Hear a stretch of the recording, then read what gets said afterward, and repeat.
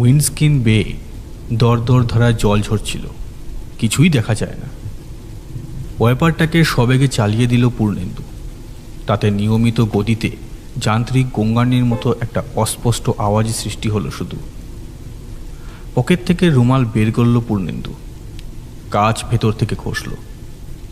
একবার ভাবল গাড়িটা দাঁড় করাই, বৃষ্টির কতদূর দৌড় খানিক দেখি, কিন্তু মন সায় দিল না। অতএব ইঞ্জিনটাকে সচল রাখতেই হলো।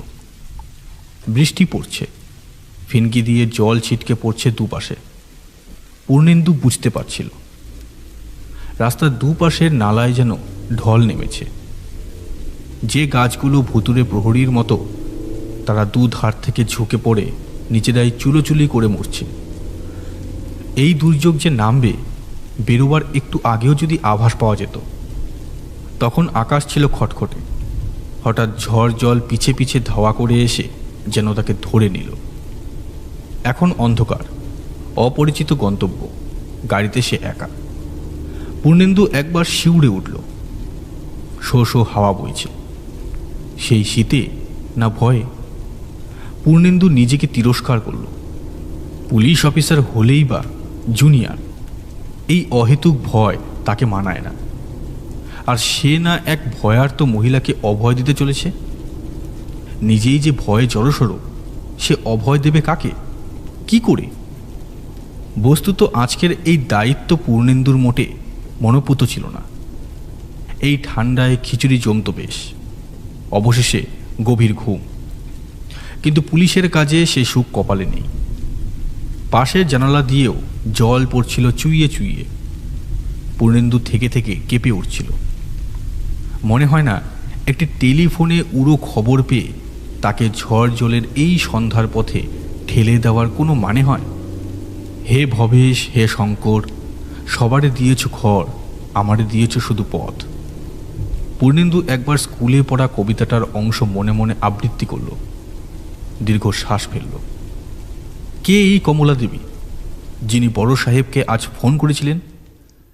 আমার আমার বিপদ আসন্ন। একটা একটা অঘটন কিছু ঘটবে, আমার আমার মন বলছে। কাউকে পাঠান। সে যেন আসবে, আমার মন বলেছে। প্রিয় গানের কলিটি মনে পড়ে গেলে পূর্ণেন্দু হেসে ফেলল। মুখ ভেঙচে উচ্চারণ করল কথা কয়টি। কে জানে নেকা কোন স্ত্রীলোকের এই কারসাজি। হয়তো গিয়ে দেখা যাবে কিছুই নয়। কমলা দেবী আসলে মৃগী রোগী, হিস্টেরিয়াগ্রস্ত, অথবা নার্ভাস কিংবা পাগল।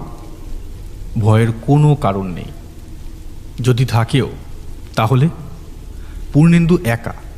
পূর্ণেন্দু কি করবে, কি করতে পারে? অন্যের প্রাণ বাঁচাবে সে, কিন্তু তার নিজের প্রাণ কে বাঁচায়? কোমরের কাছে রিভলভারটা একবার টিপে দেখল পূর্ণেন্দু। ঠিকই আছে। একটু যেন ভরসা পেল। না, অন্তত একজন সঙ্গী আছে। কমলা, বিমলা, রমলা, আর আর কে? সুব্রত। পূর্ণেন্দু মনে মনে সাহেবের মুখে শোনা নামগুলো ঝালিয়ে নিল। অনন্ত আলয় বাড়িটার নাম। 3 মহলা, প্রাচীন বাড়ি, অনন্ত রায়ের পৈতৃক ভদ্রাসন। এই পরিবারটি সাহেবের চেনা। অনন্ত রায় তার বন্ধু স্থানীয় ছিলেন। 3টি মেয়েকেই চেনেন তিনি। হয়তো তাই এই টান। টেলিফোন পেয়েই বিচলিত হয়ে পাঠিয়ে দিয়েছেন পূর্ণেন্দুকে। বিমলা কিন্তু অনন্ত রায়ের মেয়ে নন, বিধবা বোন। তার বয়সও অন্তত 70-72। চোখে কম দেখেন, কানে আদৌ শোনেন না। সাহেব পাখি পড়ানোর মতো করে পূর্ণেন্দুকে মুখস্থ করিয়ে দিয়েছেন। বিমলা রায় বাল বিধবা। কবে বিবাহ হয়েছিল আজ কারো তা মনে নেই। সম্ভবত বিমলার নিজেরও না। বড় বড় থাম, ফাঁকে ফাঁকে পায়রার বাসার মতো বিমলাকেও সকলে ওই বিরাট নোনা ধরা বাড়িটারই অংশ বলে ধরে নিয়েছে। সুব্রত সম্পর্কে বিমলার ভাসুর্য। আজ কয়েক বছর ধরে কাকিমার আশ্রয়ে আছে। কলেজের ছাত্র, স্পোর্টসে দক্ষ, আইন কলেজের খাতাতেও নাম আছে। কমলা আর রমলা। কমলাই অনন্ত রায়ের মেয়ে, একমাত্র সন্তান। রমলা ভাতুষপুত্রী। আশ্চর্য, দুজনই অবিবাহিত, বিয়ে হয়নি কেন? এ রহস্য সাহেব নিজেও ভালো জানেন না। দুজনকেই অনন্ত রায় লেখাপড়া শিখিয়েছিলেন, বোধহয় কতকটা জেদ করে। বিয়ে যে দেননি তাও বোধহয় জেদে। অনন্ত রায় অত্যন্ত একরোখা মানুষ ছিলেন, বড়লোকের মেয়ে। আজ দুজনেরই বয়স 50 পার হয়ে গেছে। তাদের ভাগ্য নিয়ে অনন্ত রায় নিষ্ঠুর খেয়ালের বশে এমন কাণ্ড করলেন কেন? বোন বিধবা হয়ে ফিরে এসেছিল, তার সেই চেহারা অনন্ত রায় সহ্য করতে পারতেন না। সেই ক্ষোভ কি গোটা বিবাহ প্রথার ওপর তুলতে চেয়েছিলেন? এমনও তো হতে পারে বড় ঘরের মেয়ে, মনোমতো পাত্র বাছাই করতে করতেই কবে বিয়ের বয়স পেরিয়ে গেছে। কিন্তু ক্ষতি তো বিবাহ প্রথার হলো না, সমাজ ব্যবস্থারও না। তার মেয়ে দুটি চিরকুমারী হয়ে রইল। তীব্র একটা দীর্ঘ নিঃশ্বাস বুকে চেপেই অনন্ত রায় মারা গিয়েছিলেন। অবশ্য উইলে তিনি ভুল করেননি। বিধবা বোন আর কুমারী কন্যা দুটিকে সমান 3 ভাগে সম্পত্তি ভাগ করে দিয়েছিলেন। 3 মহল বিরাট প্রসাদটিতেও 3 জনেরই সমান অধিকার। বড় সাহেব পরিবারের ইতিহাসটা সবিস্তারে বলে দিয়েছিলেন পূর্ণেন্দুকে। পূর্ণেন্দু মনে মনে তাই ঝালিয়ে নিচ্ছিল, যাতে ওখানে পৌঁছে পরিস্থিতিটা বুঝে নিতে কোনো অসুবিধে না হয়। অনন্ত রায়ের মৃত্যুর পরও তো প্রায় 20 বছর কেটে গেছে। হঠাৎ এমন কি ঘটল যাতে কমলা ব্যাকুল হয়ে টেলিফোন করলেন পুলিশের বড় সাহেবকে? ঘস ঘস শব্দ করে দেউড়ি পেরিয়ে পূর্ণেন্দুর গাড়ি দাঁড়ালো। সাহেব পথের নিশানা ভালো করে বুঝিয়ে দিয়েছিলেন। প্রসাদের বর্ণনাও।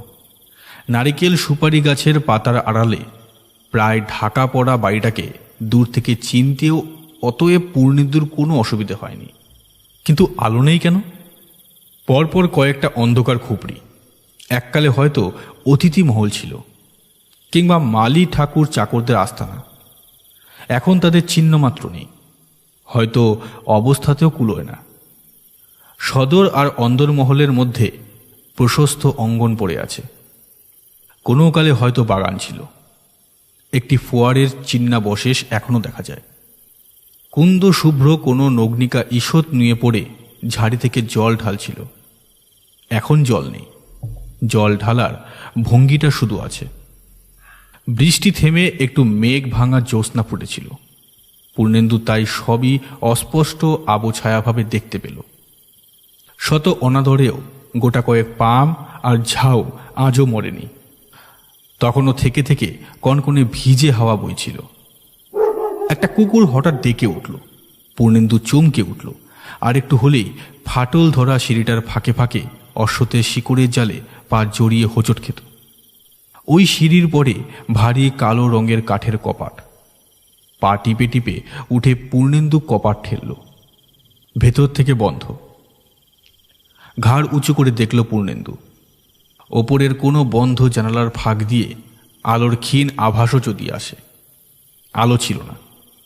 কাঠের জানালা নয়, খড়খড়িও নেই, কাচের সার্সি। বাইরের মরা মরা জ্যোৎস্নায় ঝিকমিক করে উঠছিল, কিন্তু ভেতরের দিকে আলোর রশ্মিটুকুও ছিল না। টর্চ জ্বালিয়ে দেখল পূর্ণেন্দু, যদি কপাটের গায়ে কড়া দেখতে পায়। কড়াও ছিল না। পূর্ণেন্দু তখন ভাবল চেঁচিয়ে কাউকে ডাকবে কিনা। পরক্ষণে টের পেল সেই চেষ্টাও নিষ্ফল হবে। এই ছমছমে আলো আধারের যে পাথরের মতো ভারী হয়ে সাহসকে নিঃশেষে পিষে মারে। কণ্ঠকিত শরীর শুধু অস্বস্তির পুটুলি হয়ে ওঠে। এই অস্পষ্ট আলোকে বিশ্বাস নেই। এর যে কোনো বিন্দু সাহস বিস্ফারিত হয়ে প্রচণ্ড বিস্ফোরণে বিদীর্ণ হবে। পূর্ণেন্দু যেন তারই অপেক্ষা করছিল। এই রহস্যপুরীর অধিবাসিনী কমলা রায় বৃথা ভয় পায়নি। পূর্ণেন্দু তখনই শিকলটা চোখে পড়ল। ভারী কপাটের কবজার ফাঁকে এই শিকলটা কেন, অথবা কোথায় গিয়েছে? এইসব প্রশ্ন বিন্দুমাত্র বিচার না করেই পূর্ণেন্দু শিকল ধরে টানল। আর সঙ্গে সঙ্গে নিথর নিস্তরঙ্গ পরিবেশটা যেন সহসা আর্তনাদ করে উঠল। একটি গম্ভীর ঘণ্টাধ্বনি চমকিত করল প্রসাদপুরীর অন্তপুরে। দেয়ালে দেয়ালে সেই ধ্বনি প্রতিহিত হয়ে অসংখ্য প্রতিধ্বনির বুদবুদ সৃষ্টি করে ধীরে ধীরে মিলিয়ে গেল। কপাট জোড়া অল্প ফাঁক হলো। অনেক দূর থেকে কে যেন প্রশ্ন করল, কে? পূর্ণেন্দু বলে উঠল, আমি।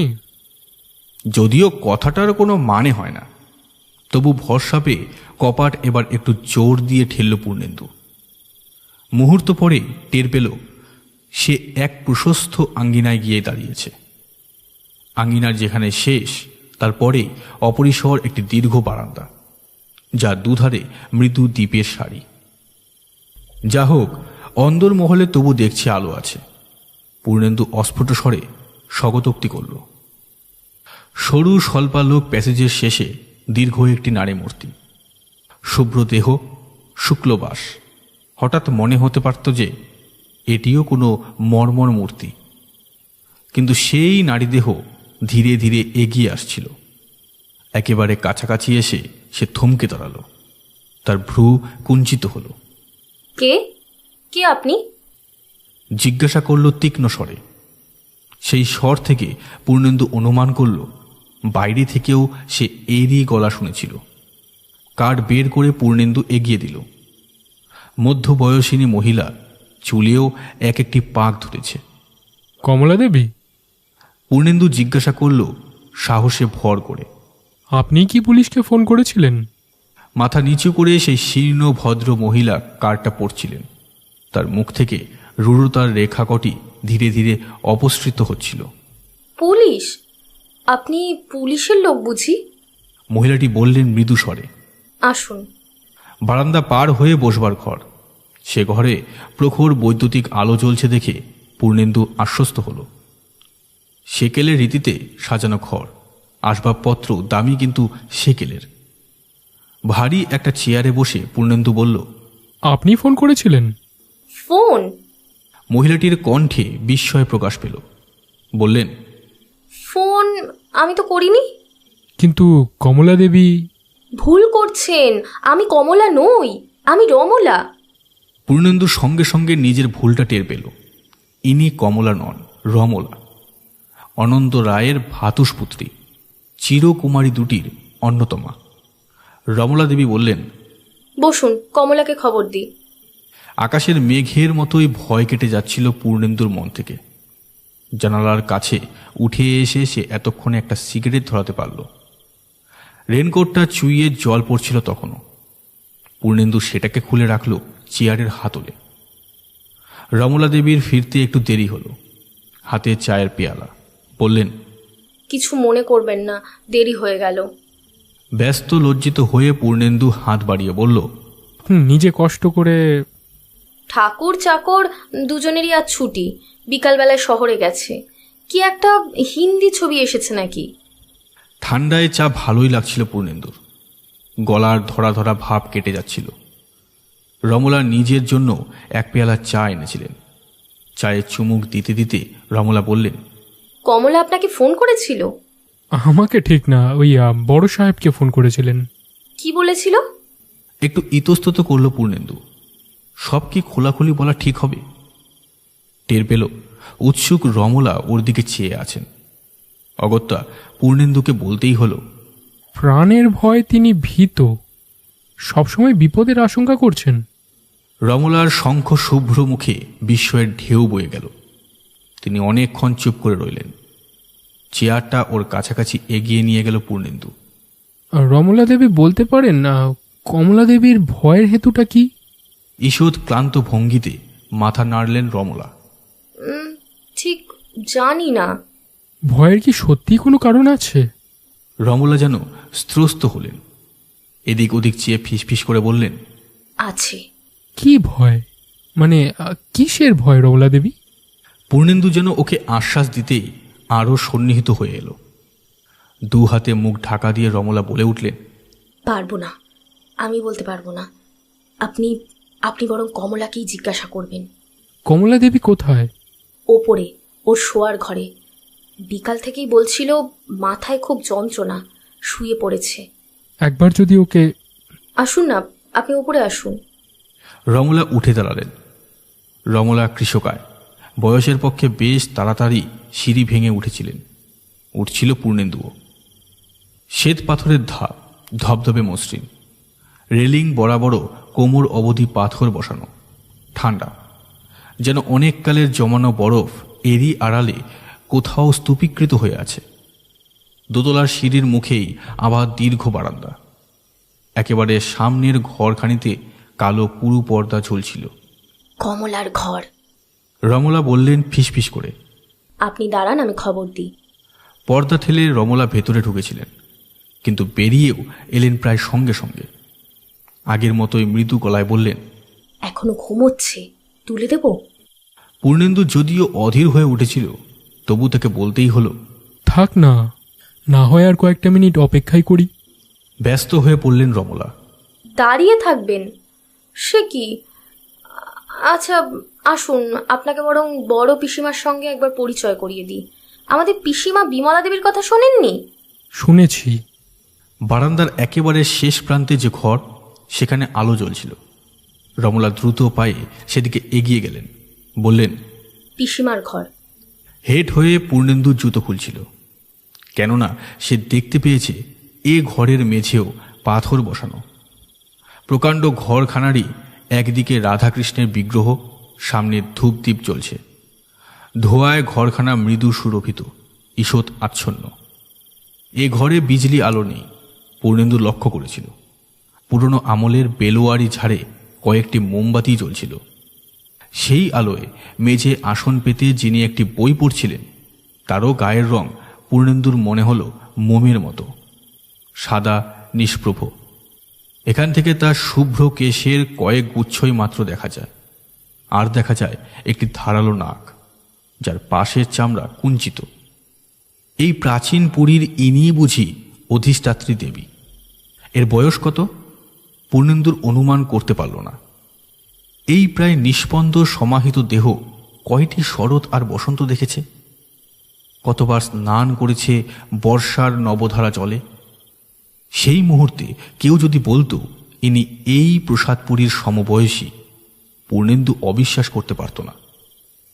একটি প্রাচীন বট, গভীর অরণ্য, অতল নদী বা অটল পাহাড় যেমন করে তার পত্র প্রচ্ছায়ে জলের তলায় বা নিঃসঙ্গ শিখরে কাল আর ইতিহাসকে ধরে রাখে, এর জ্ঞানে, স্মৃতিতে আর ব্যক্তিত্বে, তেমনি যেন এই রহস্যপুরীর বহু কাহিনী সঞ্চিত আছে। পিসিমা সব রকম আধুনিকতার বিরোধী, রমলা দেবী বলছিলেন ফিসফিস করে। তাই ওনার ঘরে ইলেকট্রিক আলো পর্যন্ত লাগাতে দেননি। আজকাল আর চলাফেরা করতে পারেন না, তাই স্থাপিত বিগ্রহ শ্যাম রায় আর রাধারানীকেও এনে বসিয়েছেন এই ঘরে। কানে ভালো শোনেন না, চোখের জ্যোতিও কম, তবু দেখছেন না এত রাত্রেও ভাগবত পুঁথিখানা খুলে রেখেছেন। দেখছিল, পূর্ণেন্দু অবশ্যই দেখছিল। এ ঘরের পর্দাটা থেকে থেকে উড়ে ঘরখানাকে অনাবৃত করে দিচ্ছিল। দেয়ালের ঠেস দিয়ে যে জরাজীর্ণ মহিলা বসে আছেন, তার বসবার আড়ষ্ট ভঙ্গি ও চোখ এড়োয়নি। ভালো করে এ বয়সে উনি আর বসতেও পারেন না। সে সহজেই বুঝেছিল, নইলে আর পিঠের কাছে, ঘাড়ের কাছে বালিশগুলোই বা নেবেন কেন। ওর পাশেও তাকিয়া, যে হাতে ভাগবতের পুঁথি, সে হাতটিও তাকিয়াতেই ন্যস্ত। পুঁথিটি সামনে একটি ডেস্কের ওপরে রাখা, চোখে পুরো চশমা। যে বিড়ালটি মাত্র বিঘত খানেক দূরে প্রসাদের থালা চাচ্ছিল, তাকেও দেখতে পেয়েছিল পূর্ণেন্দু। সাহস তো কম নয় বিড়ালটার। ওই তো বিমলা দেবী মোটে আধ হাত মাত্র দূরে, অথচ নির্ভয়ে প্রসাদে মুখ দিয়েছে। পূর্ণেন্দু বিস্মিত হয়েছিল, কিন্তু বিস্ময়কে নিরস্ত করার যুক্তিও সে খুঁজে পেয়েছিল। নিষ্ঠা আর ভক্তি যতই থাক, আচারে যতই থাক আস্থা, নিঃসন্তান, বাল, বিধবা আর চিরকুমারীদের একটি দুর্বলতার কথা সে জানে, জীবে মায়া। কুকুর বিড়ালকে এরা ভালোবাসে, আদর করেন। এই বিড়ালটির প্রতিও নিতান্ত মায়াবদ্ধ বলেই প্রশ্রয় না দিয়ে বিমলা দেবীর উপায় নেই। ইশারায় ওকে দাঁড়াতে বলে রমলা দেবী খালি পায়ে ঢুকলেন ঘরে। পূর্ণেন্দু দেখল চকিতে বিড়ালটা লাফ দিয়ে জানালায় গিয়ে উঠল। জোরে, প্রায় চেঁচিয়েই রমলা ডাকলেন, পিসিমা।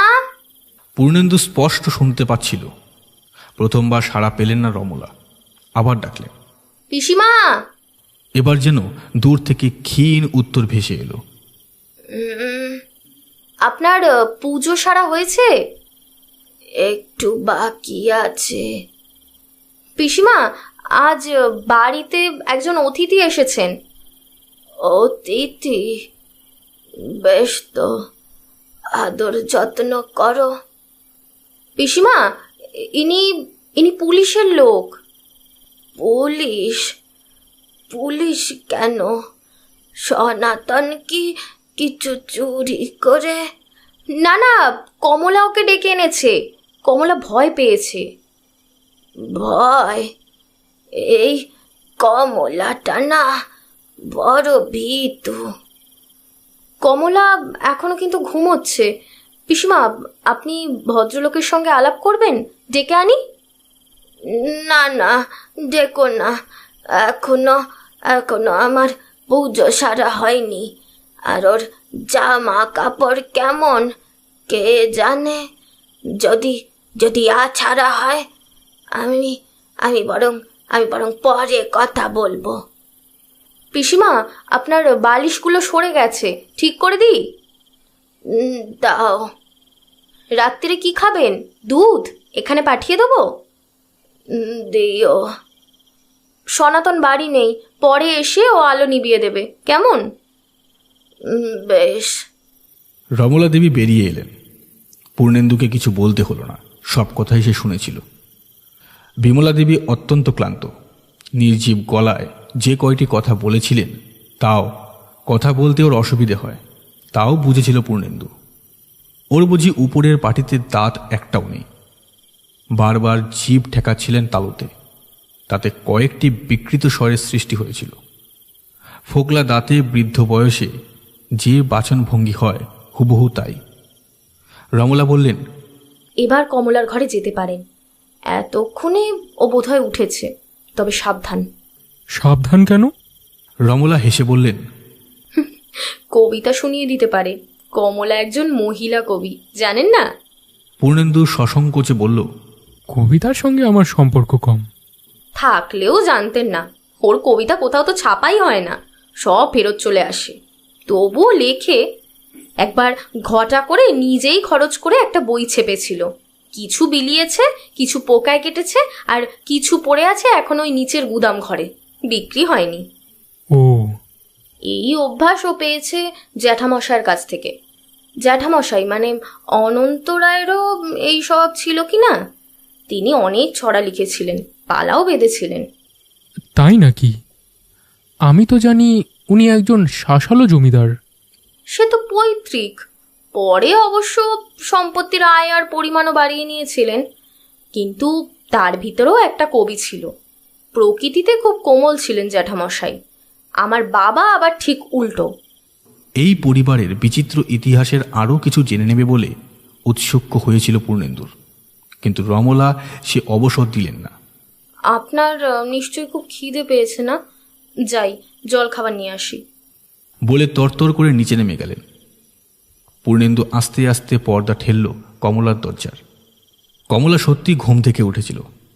ছোট টেবিলটাতে বসে কি যেন লিখছিলেন। পূর্ণেন্দুকে দেখে লজ্জিত হেসে কাগজ লুকুলেন। পূর্ণেন্দু অনুমান করল কবিতাই হবে। কমলা ওকে দেখে উঠে দাঁড়ালেন।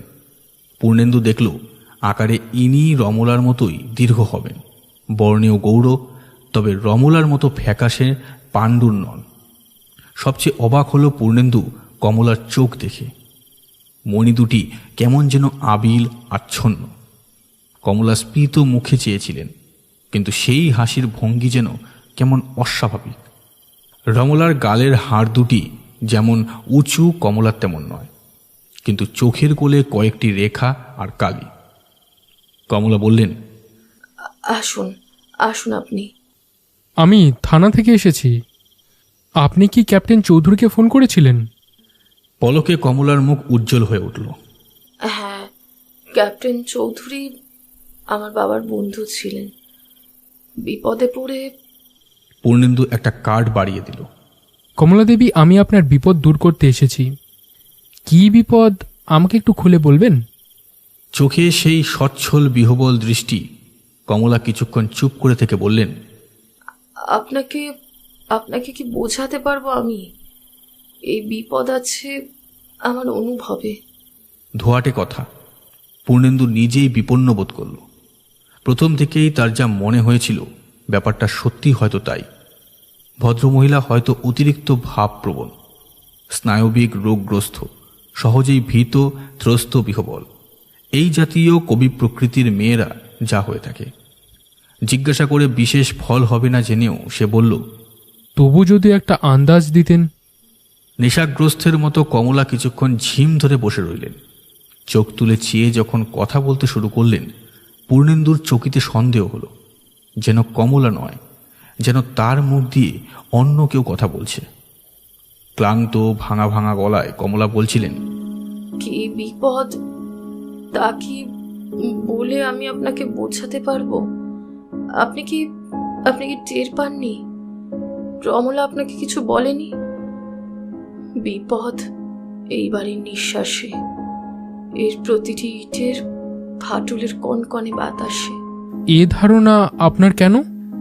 কি জানি কেন, হয়তো এই বাড়ির আয়ু পূর্ণ হয়ে গেছে। এর হয়তো এখন মৃত্যুই মঙ্গল। জানেন, নির্দিষ্ট আয়ুকে অতিক্রম করার চেষ্টাও করতে নেই। সেই চেষ্টাই বিপদ ডেকে আনে। সময় পূর্ণ হলে নীরবে চলে যাওয়াই ভালো। এই বাড়ির কাল পূর্ণ হয়ে গেছে। একে একদিন যেতেই হবে। একগুয়েমি করে আজও টিকে আছে। যেদিন যাবে সেদিনই মৃত্যু ভাদে আমরা সবাই পিষে যাব, মরব। আমরা সবাই মরব। জানেন, আমরা সবাই মরব। আমার কেবলই মনে হয় কোনো অশরীরী আত্মা ভর করেছে এই বাড়িতে। চারিদিকে খালি ফিস ফিস শুনি। অলৌকিক সব কাণ্ড ঘটছে এখানে। সেদিন কি হয়েছে জানেন? বারান্দা দিয়ে সন্ধ্যের পর হাঁটছি, রমলার ঘরে স্পষ্ট শুনলুম কারা যেন কথা কইছে। কারা যেন কথা কইছে। কান পাতলুম দরজায়। একটা গলা চিনতে পারলুম, পিসিমার, আর একটা রমলার। আশ্চর্য, রমলার ঘরে পিসিমা নেই তো। ঠিক তখনই পিসিমার ঘরে আমি সোজা গিয়ে ঢুকলুম। তিনি তো যেমন থাকেন তেমনই পুজোর আসনে বসে আছেন। জানেন সেদিন থেকেই আমার দৃঢ় মূল বিশ্বাস হয়েছে যে কোনো অশরীরী কাণ্ড এই বাড়িতে ঘটছে, আরও ঘটবে। ভয় পেয়েছি কি আর সাধে? পূর্ণেন্দুর আর কিছু জিজ্ঞাসা করবার ছিল না। এই ভদ্র মহিলা অত্যন্ত অংশত অপ্রকৃতস্থ, এ বিষয়ে তার বিন্দুমাত্র সন্দেহ আর ছিল না। ঠিক তখনই নিচে কার প্রফুল্ল কণ্ঠস্বর শোনা গেল। সিঁড়ি দিয়ে শীষ দিতে দিতে কে যেন উঠছে। কমলা বললেন, সুব্রত, পিসিমার ভাসুরপো। এই বুঝি ফিরল? সুব্রতর নাম আগেই শোনা ছিল পূর্ণেন্দু। এবার চাক্ষুষ পরিচয় হলো। 20 কিংবা 22 বছরের যুবক। একটা নীল হাফ শার্ট গায়ে, পরনে ট্রাউজার। কলেজের আর 10 জন ছাত্র যেমন হয়ে থাকে ঠিক তেমনই। একটা হকি স্টিক ছিল সুব্রতর হাতে। সেটাকে দরজার কোণে রাখতে রাখতেই সে বলছিল, ঝড় জলে আটকে পড়ে গিয়েছিলাম। ঠিক তখনই তার চোখ পড়ল পূর্ণেন্দুর দিকে। সুব্রত অপরিচিত লোক দেখে থমকে দাঁড়ালো। কমলা পরিচয় করিয়ে দিলেন বটে, কিন্তু ভ্রুক্ষেপ যেন করল না সুব্রত। সে কমলার দিকেই চেয়ে চেয়ে বলতে থাকলো, বর্দি, আমাকে 50টা টাকা দেবে? 50 টাকা? এত টাকা কেন? কলেজে সোশ্যাল হবে যে, ওরা সবাই ধরেছে। তোমার তো ফি মাসেই একটা না একটা লেগে থাকে। এত টাকা আসে কোথা থেকে শুনি? লেগে থাকবেই তো।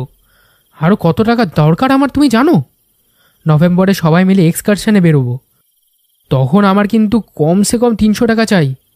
আগে থেকে বলে দিচ্ছি। পরপর আরও কয়েকটা টাকার খিরিস্তি দিল সুব্রত। শেষ পর্যন্ত রাগ করে কমলা বলে উঠলেন, আমাকে এসব কথা শুনিয়ে লাভ নেই সুব্রত। তোমার আপন জ্যাঠাইমা আছেন, তাকে গিয়ে বলো। কথা না বাড়িয়ে সুব্রত ভেতরের দরজা দিয়ে তার নিজের ঘরে ঢুকে গেল। যাই চান করে আসি। চান করবি এই শীতে? তুই কি পাগল? ঘামে শরীর জবজব হয়ে গেছে যে। সুব্রত চলে যেতে কমলা পূর্ণেন্দুর দিকে চেয়ে বললেন, খালি টাকা আর টাকা, কোথা থেকে যে আসবে ছেলেটা একেবারে বোঝে না। সম্বলের মধ্যে তো এই পৈতৃক বাড়ি, এটাকে বিক্রি করতে চাই। আমিও চাই, রমলাও চায়, কিন্তু পিসিমা চান না একেবারে। এই বাড়ি ছেড়ে তিনি এক পাও নড়বেন না। মনে হয় বাড়িটা বিক্রি করে একটা ছোট বাসায় উঠে যাই। একটু থেমে কমলা বললেন, সুব্রতকে তাই তো বলি, তুমি বাপু তোমার নিজের জ্যাঠাইমাকে বলে কই রাজি করাও। পিসিমা ওকে ছেলেবেলায় এই বাড়িতে এনে রেখেছেন কি না, মানুষ করেছেন। রমলা দরজার কাছে এসে দাঁড়ালেন। পূর্ণেন্দু বাবু, আপনার খাবার দেওয়া হয়েছে, একবার নিচে আসবেন। নিচের ঘরেই পূর্ণেন্দুর বিছানা হয়েছিল। আজ রাত্রে রাস্তায় যা অবস্থা, ফেরবার কথা মনে আনাও যায় না। তাছাড়া কাল সকালে সে দিনের আলোয় বাড়িটাকে ভালো করে দেখবে, আরও খোঁজখবর নেবে বলে স্থির করে রেখেছিল।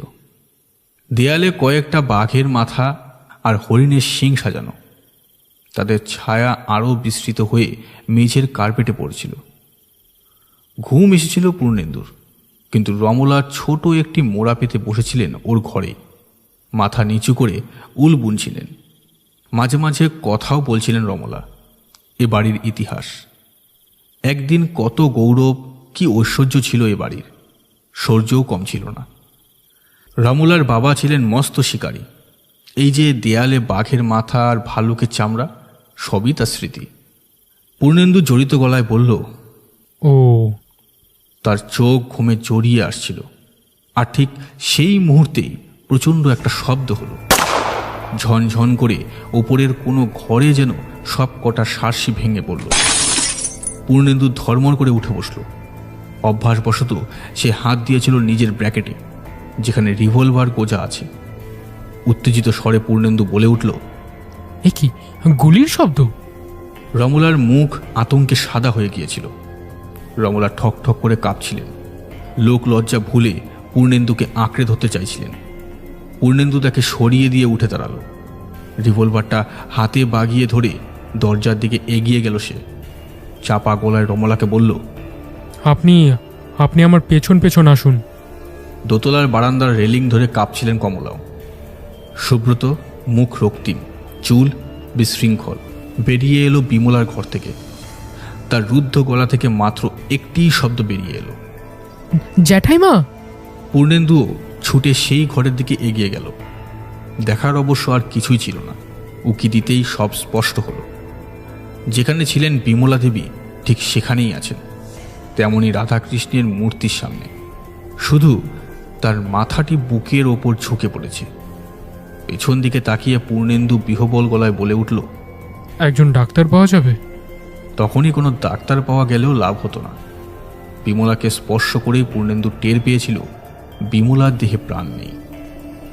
ভিড় করে দাঁড়িয়েছিল ওরাও, কমলা, রমলা আর সুব্রত। সকলেরই মুখ আতঙ্কে পাণ্ডুর, চোখের মনি বিস্ফারিত। এ ওর মুখের দিকে চাইছিল আর কানাকানি করছিল। কে কে বলছিলেন রমলা। কমলার দৃষ্টিতেও সেই প্রশ্নই ছিল। সুব্রত এগিয়ে গেল জানালার দিকে, যেখানে সার্সিগুলো টুকরো টুকরো হয়ে ছড়িয়ে আছে। কি একটা কুড়িয়ে এনে সে পূর্ণেন্দুর হাতে দিল। পূর্ণেন্দু বলল, গুলি জানলার কাছেই পড়ে আছে তখন গুলিটা নিশ্চয় ভেতরের দিক থেকেই এসেছে। অর্থাৎ বারান্দায় দাঁড়িয়ে কেউ তাকে তাক করে গুলি ছুঁড়েছে। কিন্তু কে? একটা শিহরণ হিল্লোলিত হয়ে গেল সেই পরিবেশে। নিস্তব্ধতা তীর্ণ করে রমলা অকস্মাৎ কর্কশ গলায় বলে উঠলেন, কে কে মারলো পিসিমাকে? এইরকম নিষ্ঠুর ভাবে তাকে হত্যা করলো কে? আস্তে আস্তে মাথা নেড়ে কমলা বললেন, জানি না। তীক্ষ্ণ গলায় আবার বলে উঠলেন রমলা, কিন্তু কিন্তু তোমরা দুজনই তো মাত্র ওপরে ছিলে, তুমি আর সুব্রত, তোমরা নিশ্চয়ই জানো। না, আমি আমি ঘরে ছিলাম, সুব্রত বই পড়ছিল, আওয়াজ শুনে আমরা বেরিয়ে এসেছি। রমলার চোখ জ্বলছিল, সেই চোখে এবার একটি ইঙ্গিত খেলে গেল। অতি ধীরে, প্রায় চিবিয়ে চিবিয়ে রমলা উচ্চারণ করল, তোমরাই কেউ নয় তো?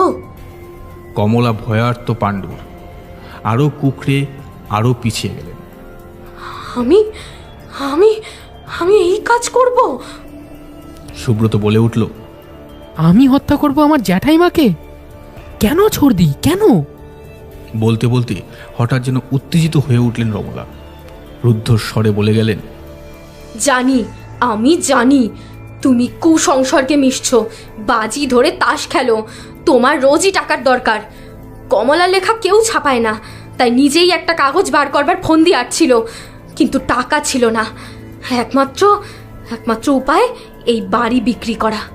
অনেক বুঝিয়েও তোমরা পিসিমাকে রাজি করাতে পারোনি। তিনিও এই বাড়ির একজন শরিক। সেটাই ছিল তোমাদের আক্রোশ, আর সেই আক্রোশেই তোমরা তাকে পথ থেকে সরিয়ে দিয়েছো।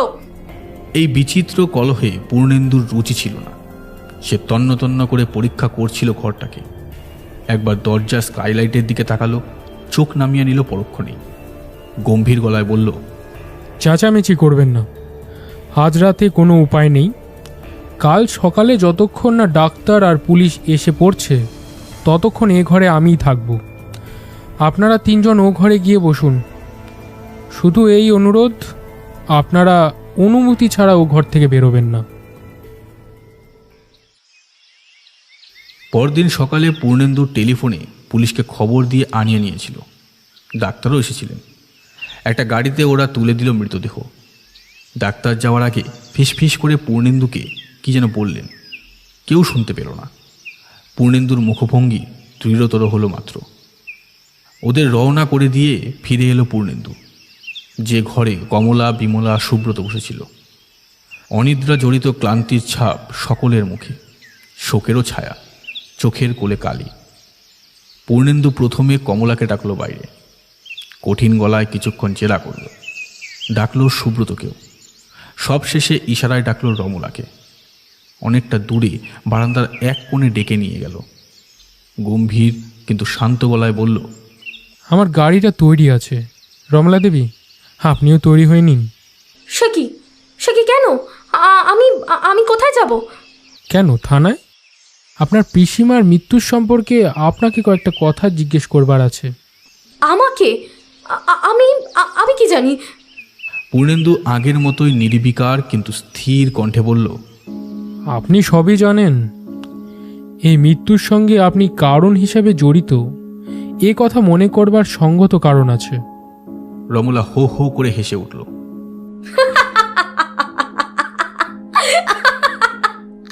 পূর্ণেন্দু বাবু, আপনি হয় মূর্খ নয়তো পাগল। ঘটনা যখন ঘটে তখন আমি নিচেই ছিলাম, আপনিই তার সাক্ষী। তা ঠিক, কিন্তু এই বস্তুটা কি রমলা দেবী? বলতে বলতে পূর্ণেন্দু পকেট থেকে যেটা বার করলো সেটা একটা অ্যালার্ম ঘড়ি, তার সঙ্গে তার দিয়ে একটি রিভলভারের ট্রিগার জড়ানো। পূর্ণেন্দু আবার অবিচল গলায় বলল, এটা কি? এটা আমি স্কাইলাইটে পেয়েছি, এতে সময় দেখানো আছে ঠিক 11টা। মুখ ঢেকে রমলা বসে পড়েছিলেন। হাত সরিয়ে হঠাৎ আবার হিংস্র গলায় বলে উঠলেন, প্রমাণ কি এই একটাই? মোটিভ কোথায় পূর্ণেন্দু বাবু? তাও আছে, স্থির হয়ে বসুন, আপনাকে বলছি। গোপনে গোপনে আপনি শেয়ার কিনে লোকসান খেয়ে যে একেবারে ফতুর হয়ে গিয়েছিলেন, এ খবর আপনাদের ঠাকুরই আমাকে বলেছে। ওই লোকটি আপনার এজেন্ট ছিল কি না?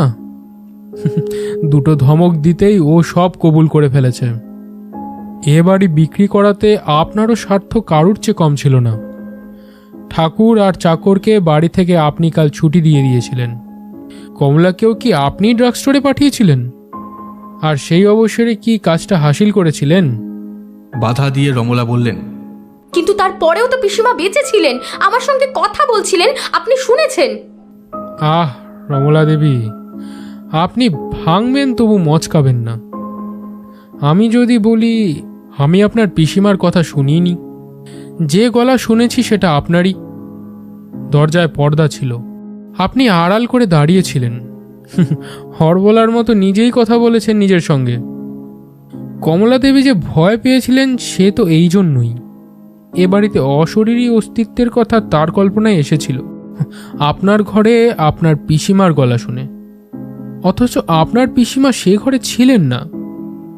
রমলা দেবী, আপনি কি মোহরা দিচ্ছিলেন? ফোকলা দাঁতে ফ্যাস ফ্যাসে কথা কেমন শোনায়? আপনার পিসিমার কথা বলার ধরন কি আপনি নকল করছিলেন?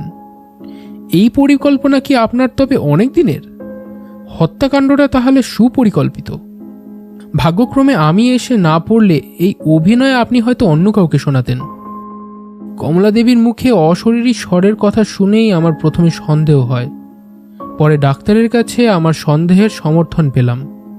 তিনি বলে গেছেন বিমলা দেবীর মৃত্যু রাত 11টায় ঘটেনি, তিনি মারা গেছেন তারও 4-5 ঘন্টা আগে, সম্ভবত বিষ প্রয়োগের ফলে। পোস্টমর্টম রিপোর্টে সেটা চূড়ান্তভাবে জানা যাবে। এই গুলির ব্যাপারটা একেবারেই সাজানো। আপনার অ্যালার্ম ঘড়িতে টাইমিং কিন্তু পারফেক্ট, কিন্তু কোনো কাজ হলো না রমলা দেবী। অত তাড়াতাড়ি কমলা আর সুব্রতাকে জড়াতে গিয়ে আপনি নিজেই কিন্তু বড় সহজে ধরা দিয়ে দিলেন।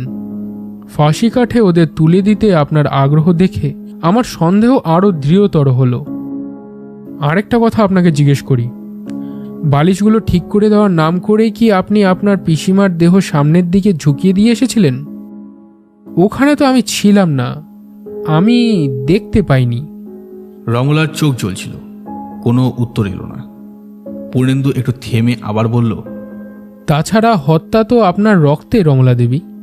আপনার বাবা বড় শিকারী ছিলেন, দেওয়ালে বাঘের মাথা আর হরিণের শিংগুলোই তার সাক্ষী। আপনাকে গুলি ছুটতে তিনিই হয়তো শিখিয়েছিলেন। এ বাড়িতে অন্য কারোর হাতে সে সুযোগ ছিল না। রমলা এবারও কোনো উত্তর দিলেন না। পূর্ণেন্দু বলল, দেরি হয়ে যাচ্ছে, একটু তাড়াতাড়ি করুন।